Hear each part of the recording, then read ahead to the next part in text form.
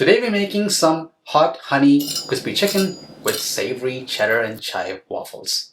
For the fried chicken, here's my spice mix. There's some paprika, garlic powder, onion powder, dried basil, oregano, sage, and some cayenne pepper. Add a generous amount into your chicken, salt it up, and then give it a good old rub. Then bathe it until it's completely submerged with buttermilk and let it sit overnight. So the dry ingredients are in here: baking powder, salt, and flour. Mix that up. And then in a different bowl, I have some buttermilk. All the wet ingredients go in here. So like your egg, about a teaspoon of sugar, and then some butter, which I'm gonna melt right now. Whisk that really well. These are a bit special because these are savory waffles. I still added some sugar to add a touch of sweetness, but this is going to be savory throughout. The sugar will just add some balance. So I'm just gonna fold these ingredients until there really is no dried chunks of flour that you see floating around. And when I'm almost done mixing, that's probably a good time to add some of these freshly chopped chives. I'll save a bit for garnish for later. And then some nice sharp cheddar cheese. Fold it all in. In case it's looking too tight, add a splash of buttermilk. I can loosen this a tiny bit more, especially because buttermilk is way thicker than regular whole milk. And my trick to getting the perfect pour is to just transfer this into a large measuring cup that has a pouring lip, and it helps you to work clean as well.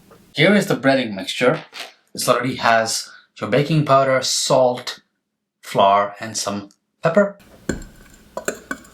First things first, add a couple of tablespoons of that buttermilk in here.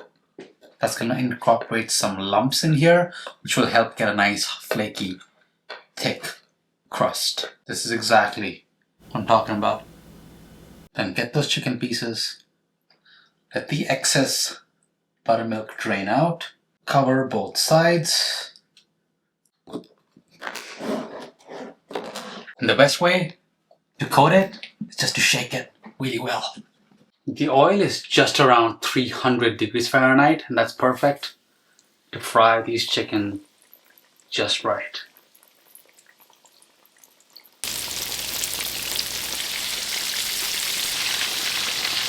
So the waffle maker was heated at the highest setting, and it's time to add in our batter now.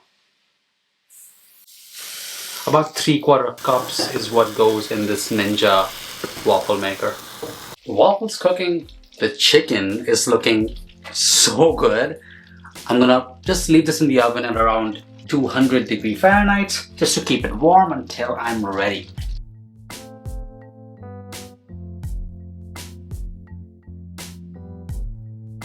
All that's left to do is to top it with your chicken and then add some of your drizzle, that hot honey sauce. And if you want more fried chicken, check out how to make it with bone-in chicken, linked down below as well.